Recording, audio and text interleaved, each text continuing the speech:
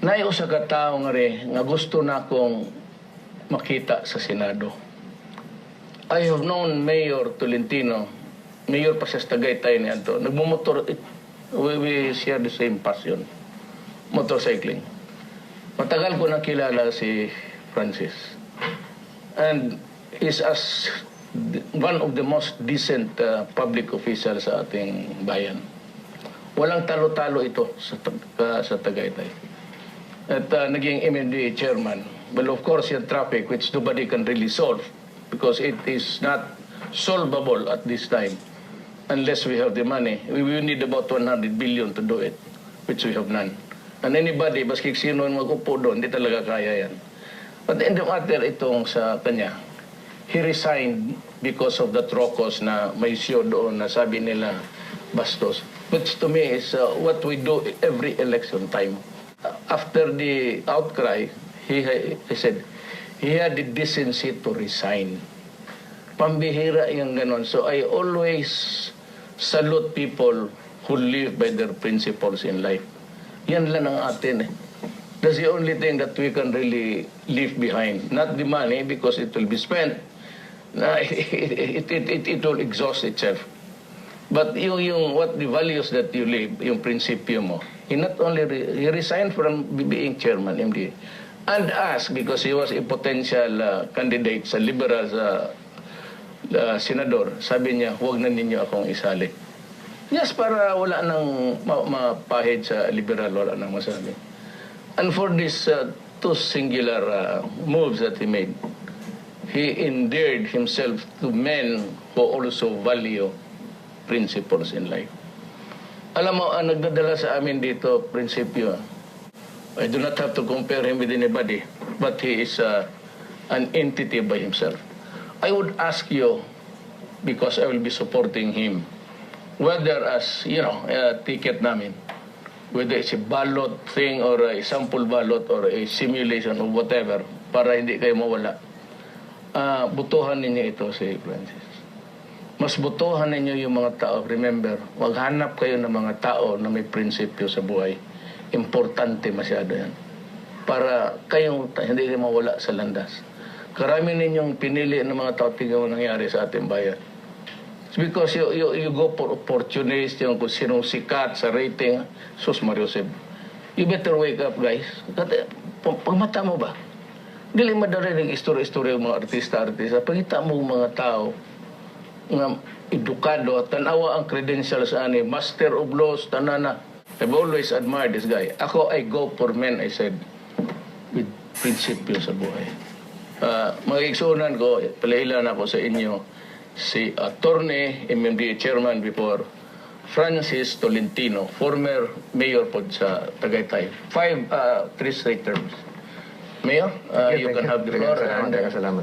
Say something. So, if you're running, tell us what would be your yung sinusulong ko po, yung Beyond Disaster Preparedness, kanina lang po, before coming here, nagkaroon po tayo ng lindol sa Sarangani 5.2. Nagkaroon din po ngayon ng lindol sa Agusan del Sur. So, yung preparedness po natin dapat sa mas mataas na antas, mas mataas na level. At beyond that, sabi ko po, tama na muna tayo dun sa RR, risk reduction. Yung RR, gawin nating recovery and reconstruction. Today, we commemorate the Yolanda tragedy. Ongoing pa yung reconstruction. Napakatagal, 2 years na. Dahil hindi tayo nakapokus dun sa reconstruction, yung moving forward na ma-restore yung normalcy sa atin. Iba't ibang ahensya yung kikilos. Dapat po isa lang eh. Dapat magkaroon tayo ng Philippine Disaster Reconstruction Agency kagaya sa Japan. Na yun lang ang nakatutok. Madagdag ko po, Mayor. 3rd week after Yolanda, uwi ako sa Manila. Pagdating sa Villamor, papirma yung DPWH, permit reblocking sa EDSA. Millions. Maganda naman yung EDSA kung kaya yun. Sisementohin uli, aspaltohin para open sa Monday. Sabi ko, bakit tayo magre-reblocking ngayon sa EDSA eh? Sira-sira yung karsada sa Leyte, Eastern Samar, mga tulay. So, unahin muna natin yung priority. So, with the Philippine Disaster Reconstruction Agency, we can prioritize, we can rechannel funds from the GAA to calamity devastated areas. And a lot of other things sa local government code. Dapat merong additional era for calamity-stricken areas. And siguro magugustuhan to ni Mayor, I look forward to a Philippine Police Youth Reserve Corps. Nawala na yung ROTC natin eh. So, nawala yung ROTC, wala tayong pool. So, gawin natin sa bawat LGU, merong, instead of ROTC, Philippine Police Youth Reserve Corps na tutulong sa traffic. Dito sa Davao, tutulong sa disasters. So, yung mga kabataan natin, hindi lang nakatutok sa hindi nakakadagdag sa discipline and patriotism. And I look forward to several amendments sa local government code. Yung ERA dapat automatic yan, merong performance-based mechanism. Yung mas magaling na LGU, lakihan natin yung ERA. Hindi yung hindi centralized. Parang ATM sa sweldo. Yung mga sumusweldo ngayon, ATM. Diretso na yung sweldo ngayon. Ang hirap tanggapin ng ERA eh. Matagal ma-release yan. Sa education, I think it's about time na yung magagaling nating estudyante bigyan ng scholarship ng national government, especially those involved in sciences and allied fields, na mag-doctorate sa abroad. Stanford, yung magagaling sa engineering, yung mga scientists natin. Para pagbalik dito, madagdagan yung scientific field natin, hindi yung kokopya lang tayo sa ibang bansa. ASEAN community na tayo ngayon eh. Mahirap, maiwanan lang tayo. So, a lot of pero ang focus namin, kagaya ni Mayor, LGU. Tulungan natin yung LGU. Without LGUs, hindi magiging maganda yung takbo ng national government. The key, the engines of growth of the LGUs. Empower the LGUs, you empower the national government. So, resources, structure, everything has to be focused on LGUs. Hindi yung Metro Manila. Yung Metro Manila, nandun na yun eh. As nabanggit ni Mayor, ng MMDA, I was given the most difficult job in the cabinet. Nung umupo kami, 14 million ang population. Nung umalis ako, 16.5 million population na. 17 mayors na 17 republics. Sabi ko, ito na yung pinakamahirap na pwedeng ibigay sa isang tao na baka hindi kayang gawin. Mga suplado yung mayor. Hindi mo basta-basta yan. So if you can talk to them sensibly, that's how patient he is. But by the way, before maubusan tayo ng panahon, baka nga, siya yung nag-institute ng disaster preparedness. Yung mga bata, yung opisina may exercise. Ito si idea. That is how learned the man is. Nauna, dito sa Davao, wala man tayo. Basta paglinog, ambak lang diha. Doon, tinugtundluan, ilaw sa lamesa, but there are tall buildings there. Dito naman, few exceptions. But siya lang ang may, yeah. And for a simple rocos there na dancing, binaliwala nila yung tao. Ako na hinaya ako sa talent, pati yung sa, the guy has only the good intentions for his country. At meron, hindi mo naman kontrolado, magsayaw-sayaw yung mga babae dyan. Hindi naman obscene. I do not think it was really, there was a prurient thing there. Ganun, yung mga bagong they wriggle their hips. And so, and they were kneeling down. But, when there was this ito ganito ang usuan, especially with media.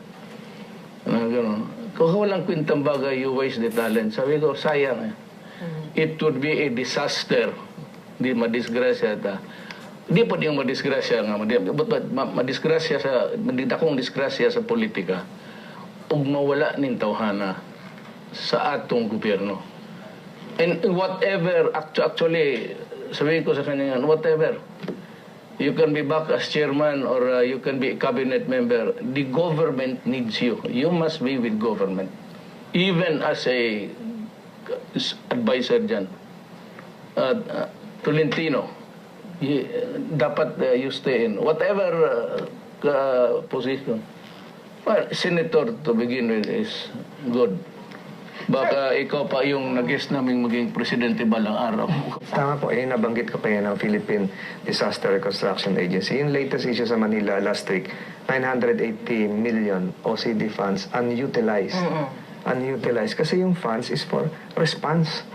So yung iba yung recovery matayo na yung mga poste ng kuryente, umandar na yung water district, umandar na yung palengke, magawa ng school back to normal lang, mabigyan ng seedlings yung magsasaka. Wala tayo noon. Unlike Japan, merong 26.3% na for reconstruction. Tayo, yung calamity funds, bahala na kayo dyan, first response. So, yun yung sinusulong ko. Yung pag-strengthen mo ng local government units, whether provincial, municipal, city, or barangay, ano na yan that's another form of federalism. You empower... Decentralizing yes, power. you empower the local, not centralize it. So, ang sinasabi ko, tama yung kay Mayor, yung federalism is a mode to really empower yung sa grassroots. So, I subscribe to that. In whatever mode, whatever form, or whatever mutation. Let me butt in for a moment. Alam mo, dito sa Yolanda, I was there already. And I told you before because it is the land of my birth. And I just felt at the time that I had to help.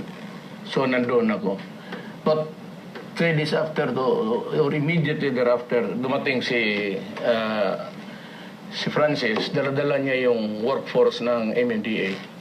Nandoon kami mga po. But you never, wala kayong narinig sa amin na ginawa namin sa Yolanda. As a matter of fact, yung mga doktor pati mga nurses na pinadala ko ron, I told them specifically not to grant interviews.